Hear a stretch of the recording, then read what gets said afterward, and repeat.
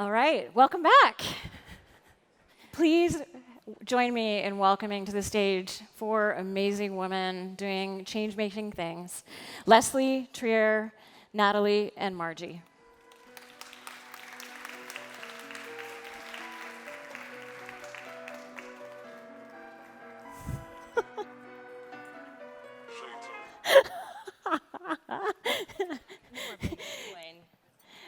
Trier, you want to talk about why we have music?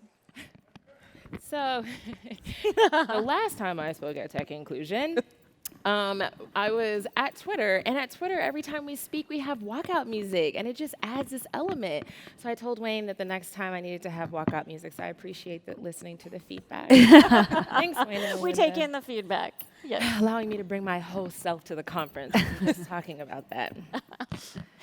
Awesome, awesome. Well, let's start by saying who you are, what your role is, and then just in one sentence, why diversity and inclusion really matters to you. Diversity, equity, and inclusion really matters to you. Anybody can jump in first. I'll start first because I'm on the end. My name is Margie Lee Johnson. I am the Vice President of People at Checkr. And diversity and inclusion matters because we believe, and I personally believe, that cognitive diversity, meaning that all of our life experiences that are shaped by who we are important to being an innovative and creative company. Awesome. Nice. My name is Natalie Villalobos. On Twitter, you'll also start seeing that I'm starting to go by Natalia, because I feel like Natalie is my girl name and Natalia is my woman name, and I'm just going to start owning that. So it's my love language. I'll practice it, Natalia. Yeah, you can just say Natalia too. Natalia. Like, yeah. Okay. And I run Women's Techmakers at Google, which is our global outreach program for women in tech. So I'm focusing on all the women outside of Google. I also run diversity and inclusion for our developer relations organization. And I would say diversity, equity, inclusion, for me, especially matters for women and underrepresented people. I would say my lens on it is that it needs to be a global effort. I think oftentimes when we talk about diversity, equity, and inclusion, we're primarily focusing on the United States. So the bulk of my work is actually focused on everywhere outside of the United States. And so that perspective of what does it mean to be underrepresented, marginalized, around the world is something that is deeply important to me, regardless of gender, socioeconomic background, race, and the like. I'm Leslie. I am a Vice President of Engineering in the Oracle Cloud Infrastructure Organization. I'm specifically, I do user and developer experience, so this is all of our web console and our developer tools, and there's a couple of services, all of the product documentation, anything that a user needs in order to use our cloud. And the reason I'm here is in the past 4 years, I joined this team when it was about 40 people.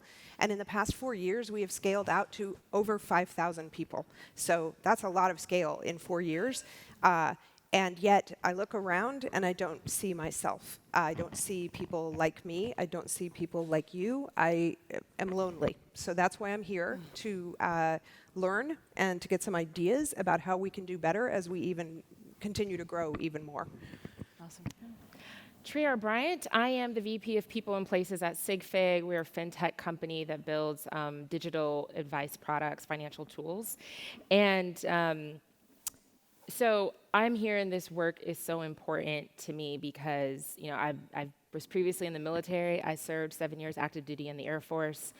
And it was so important to me, not only ingrained growing up, but also while I was in the military, that, you know, I stand on the shoulders of giants. Like, we stand on the shoulders of giants. And so whether it was Tuskegee Airmen or Marcellite Harris, which was the first black woman general in the Air Force who actually just passed last fall in 2018, I saw what they did to open doors so that it could be better for me, and I feel like, you know, it's my responsibility to do that forward in whatever industry or space that, you know, I choose to be in professionally or even in my personal life. And, you know, I feel like this work started for me at a very young age. I remember I started going to private school when I was in 6th grade. Westminster School in Atlanta, and I was one of 2 black kids in my class, and it didn't feel good. So we started doing stuff to get other people to look like us. So I feel like, you know, been in the game for a while. And it's just, even I think at that age, you realize that, you don't see people that look like you. And so now just continuing to do that here in tech. Awesome. Beautiful. So we have all been working on diversity and inclusion for some time. And one of the things that I have learned, something that I have learned over the years is that for me, it falls into three main buckets. It falls into people, it falls into processes, and it falls into power. And when we were prepping for this panel, power is what lit up all of you in different ways. And so let's start with that. Maybe Natalia. You can totally go. Today's a practice We've day. known each other for years, but I'm changing. I know, I'm switching it up I'm on switching. you live. That's all good. You can totally call me Natalie. It's all Natalia. good. Yeah. So let's start with you. All right. How does power play a role? What does that mean for you? Yeah, so last week I was actually at a Latinas at Google event, and I was talking with Felicia Butterfield-Jones, who's a dear friend and an advocate who's doing great work inside and outside of Google. And we were talking about how vital it is to understanding the power that we have, in the sense that to make radical change, I think, within a company, within an organization, even with the work that I'm doing outside of Google, what power do I have and how do I assess that? And what risk am I willing to take, or what risk are people willing to support me in taking with that power? So I think just for me, trying to do an assessment of where is power being taken away from my decision making, where can people give me more in the sense of resources or advocacy. And I want to leave more time for this because I want to hear everyone else's power explanations. But I think for me right now, when I'm looking across my organization internally and externally, my job is to ensure that everyone has power to, whether that's going to be, again, around decision making, and get people out of the way that are taking it away from others. Remove roadblocks, increasing access is a huge part of my job, and where I'm willing to step into hard places and making other people feel uncomfortable so that others can have more space.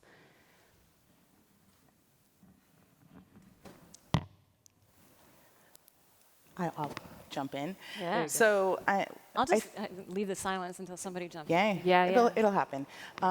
So for Checkr, we are a company that enables other companies to hire quickly. And I want to give you a little bit of story because I think Checkr is a mission-driven company, and it was kind of organic in terms of how we came to that conclusion. And we basically enable companies to run background checks. And very early on, so we're 5 years old, our founders, as most founders do in this room, you can attest to that, is you kind of do everything. And they were answering calls from candidates who were being excluded from consideration because of some type of conviction history, or they were justice impacted. And our two founders are two French guys, immigrated to the United States, and I thought they didn't realize that the company that they created was impacting people's ability to get jobs in that way. And they felt like some of these conviction histories really should not basically be a impacting factor in a hiring decision. So they started getting together with these folks that they knew were being excluded from employment, hearing their stories, and we became a mission-driven company, and we are fair chance advocates. So when we talk about diversity and inclusion, as a company, we really wanted to think about our product differently from our competitors. So not only did we disrupt the background checking industry, we're fundamentally changing the way that employers consume and look at conviction histories as they're making hiring decisions. So not only are we fair chance advocates, and not only do we think about fair chance as we're building our product, we are also fair chance employers. So very early on, our founders decided they wanted to be committed to building a diverse culture. So when you're thinking about startups, of which we're still a startup, hiring velocity is key. Growing and scaling your organization is hypercritical, especially when you're small. And they intentionally slowed that velocity down with the Rooney Rule Plus. They wanted to make certain that we were spending the time sourcing candidates that were diverse and looking at all the qualified candidates and making the best hiring decision after they've validated that they actually really tried to find diversity in that talent pipeline. So early on, that was one of the initiatives. Now we are also a fair chance employer. So we have specific goals in terms of our hiring and our diversity in terms of hiring, as well as fair chance. So we try to hire at least 5% fair chance. We have about 9% of our population as fair chance employees. And so when we think about power, we were thinking of power in terms of how we're enabling our customers to make hiring decisions and empowering them to think about it differently and challenging ourselves to think about it differently. So we are now fair chance advocates. We talk about it all the time, every opportunity we get. But thinking about power is also the decisions that we make, how we build our organization, how we talk about our product, how we connect with our customers. Awesome. Yeah, I think power also needs to be distributed in a lot of ways, right? So I think that there's this model of, the power lies, yes, with the C-suite, with SVPs, with VPs. I'm just kind of like going down a management chain. I think when we're looking at women tech makers, as an example, we have 785 advocates around the world. They're called Women Tech Makers Ambassadors. And I think so much of what we can do as organizations is to give that power away. So I want to, connect and celebrate with those women all around the world and think about what is the power that they need. Because to me, I think that, yes, we as organizations are doing it from like a top-down perspective, both internally and externally, but also I want to fuel the grassroots. Right? Like the best ideas don't always exist here within me or here within my organization. It's going to be with the women that are on the ground. And so ensuring that whatever we can do, whether it's building new structures, building process, offering budget, offering resources, whatever it is, like that fuel from that bottom up, I think is going to be where we're going to see the greatest ecosystem change. Yeah, totally agree with that. I can honestly say, my North Star in terms of leadership has always been that I want to create the kind of environment that I want to actually spend my precious time in. And that is a diverse environment. And so what you said about the ideas don't all have to come from you, amen, because mostly they don't. Mostly, I think power is about setting up the situations in which you can kind of crowdsource that deeper wisdom that everybody has, and the more diverse your team is, It's more cultivating. Correct. The more the more rich what they bring is. So, so for me, power is.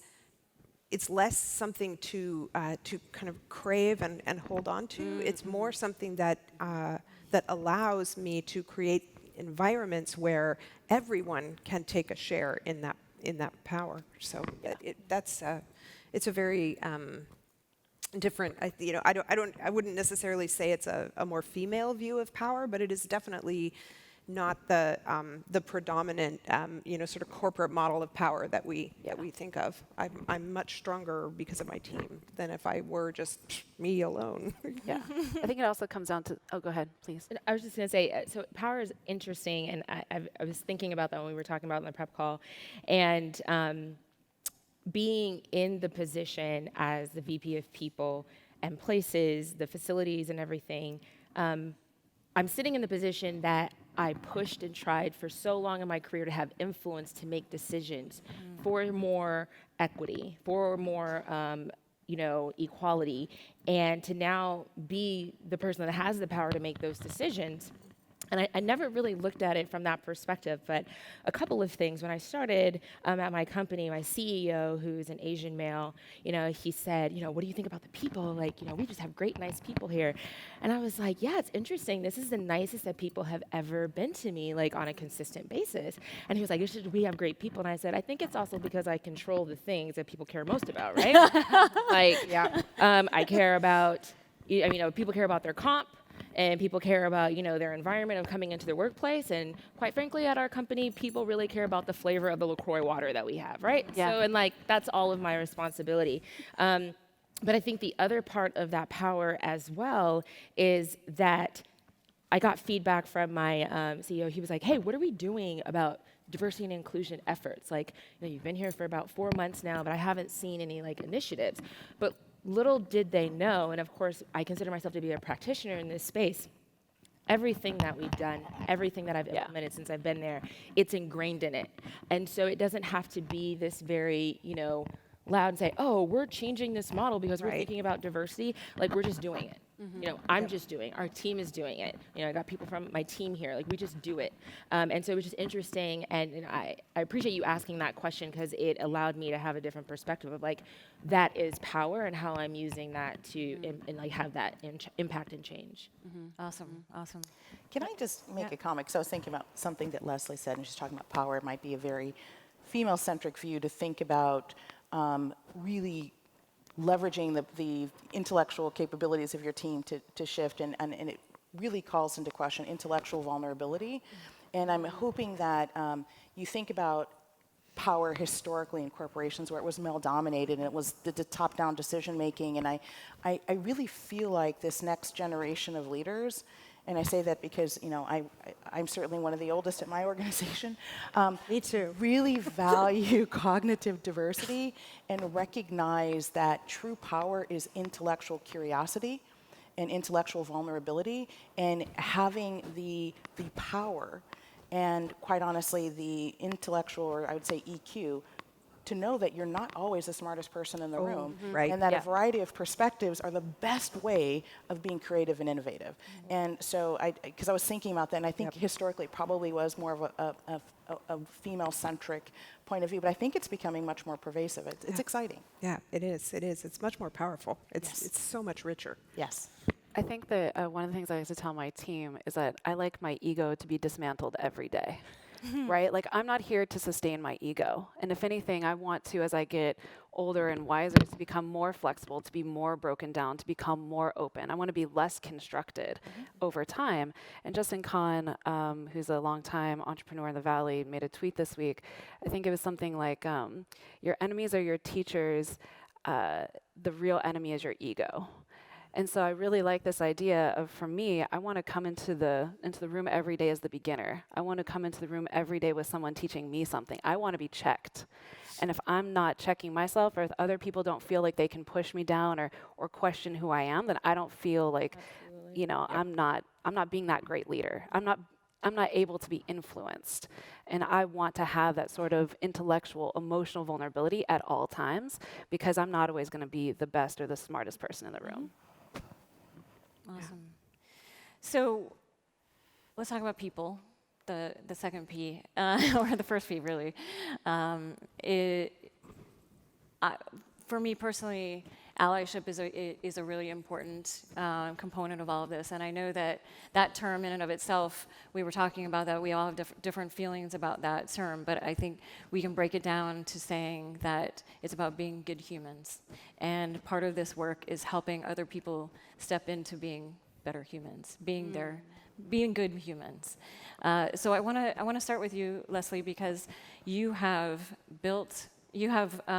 been there since very early on at Oracle Cloud, and gone from 40 people to about 5,000 now. Is that right? Yep. And so, how did you think about like that component of this, about building that in a way that was deliberate and helping people be good humans to each other? Yeah, that's a really humongous question. Yeah, So- of course. Do it now in yeah, 30 so seconds. I'll No, I'm just kidding. Yeah, right. Okay, good. So one of the very first. Okay, so I joined, like you said, when our team was about 40 people. We could fit in a room. We were all kind of part of the same tribe. We had the same sort of tribal knowledge, and we could. Talk to each other almost in shorthand, because we all, had landed there for similar reasons. We all came from somewhat similar backgrounds, and we could just kind of move quickly with each other. As we grew, the bigger you grow, the less you can sort of hand down that tribal wisdom verbally. It simply doesn't scale, right? So when we were maybe, I don't know, we'd gotten to be about 200 people at that point. A group of folks put together a sort of a grassroots attempt to sort of write down what our core values are, right?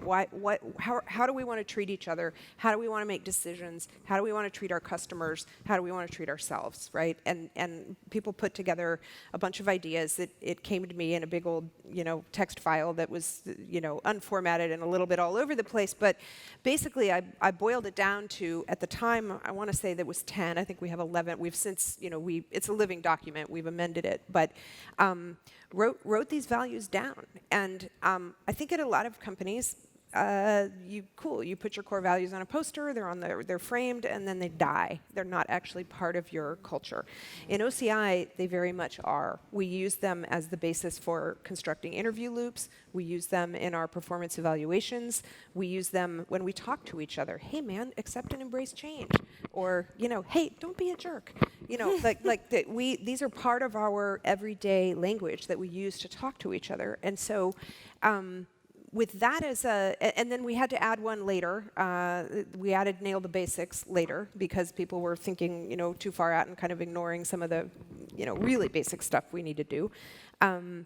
But over time, we check back in on them. Are these still what we need? Do these still, accomplish, and they were, I'm happy to say, written in a flexible enough way to where they really have stood the test of, the 4.5, 5 years that they've been in existence. So we'll see how they go from here. But giving us a common language that we could use to not only figure out, hey, will you fit here?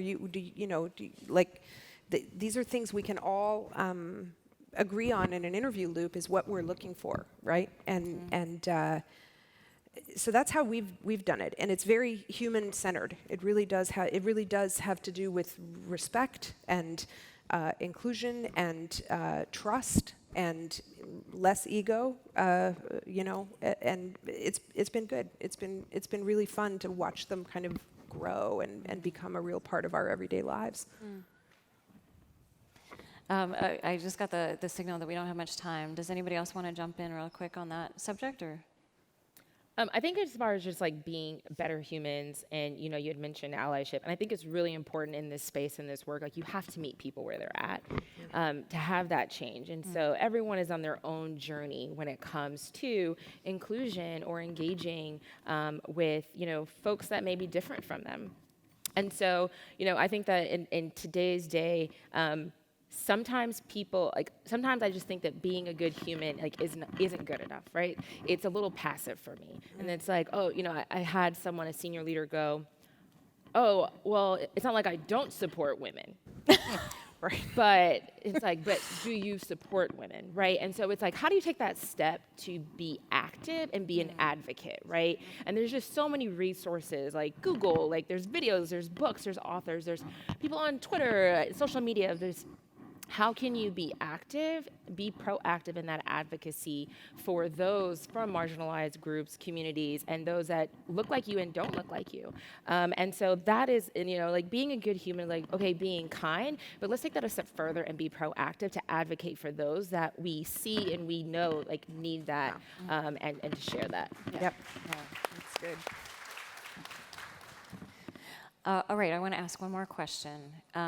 Each of you has in many ways stepped into your own power, and for people who are just still mid-career, still thinking about like how do you get where you want to be? What is one piece of advice that you would give them that you've learned along the way to really step into their power? I'll share something we were actually talking about backstage. I have a mentor who I worked with many years ago, who's a woman of color, Lisa Cuevas. She's wonderful.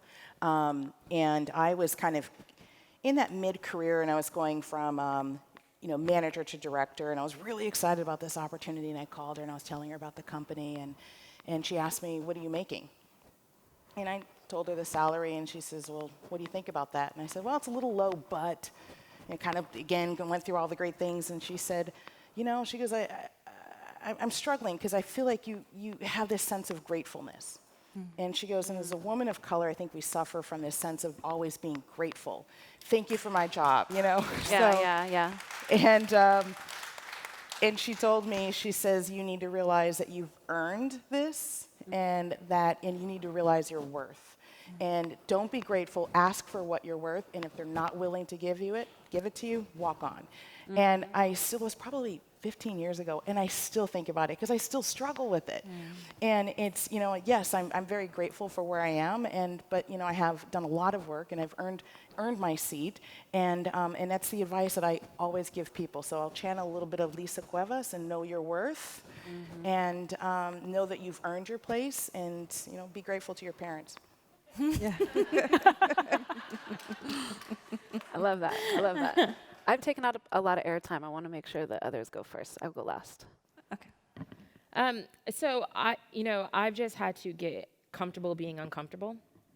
And one of the advice that I got when I was actually in the military is I had a white male general who said, Trier, I'm going to mentor you, but I'm going to mentor you as if you were a white male, because people give mentorship and advice through the lens of how they see you.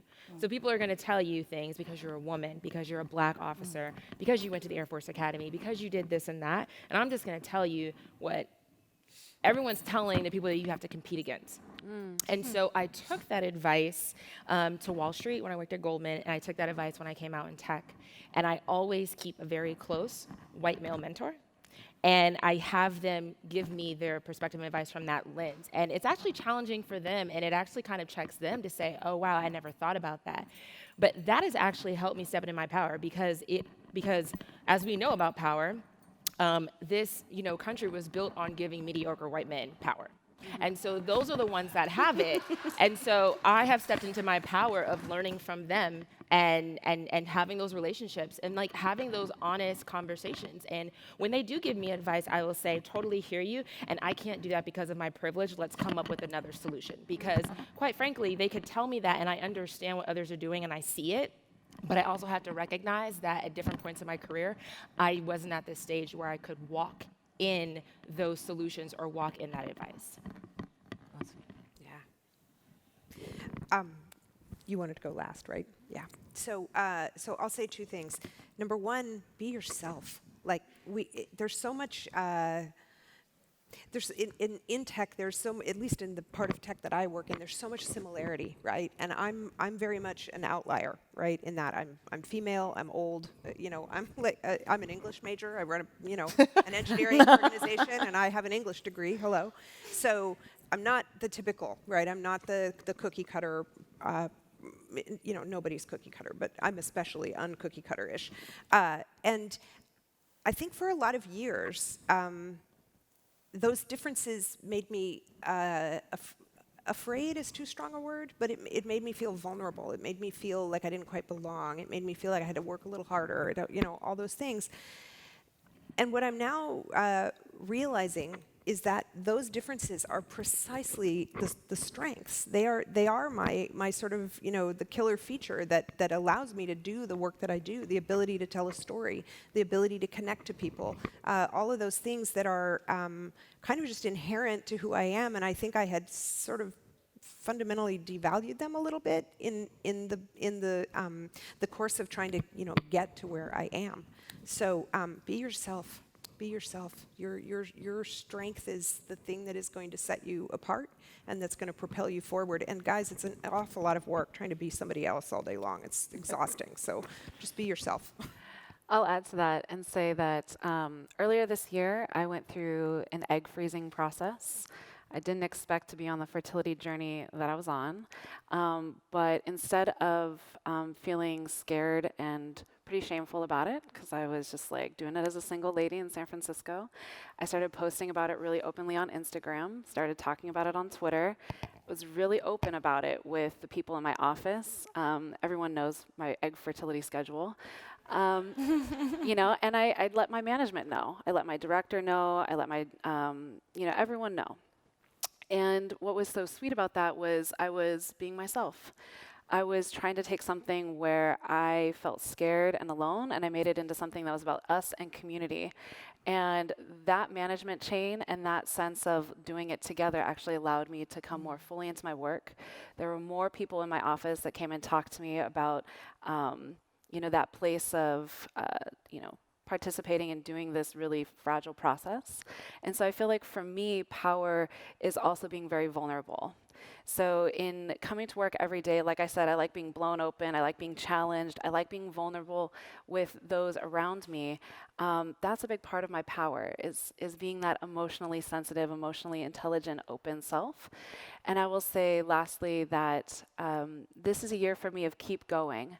If there were moments in my year like egg freezing, if there were moments when I felt down and out, I was looking down at my feet a lot. I was staying rooted, and I was uncertain. And so many people had to lift my eyes and tell me to look at the horizon and say, keep going. So I would say when it comes to standing in your power, stand in your vulnerability, and keep your eyes on the horizon, because it absolutely gets better. Awesome. Yeah. Thank you. Thank you all. Really appreciate you.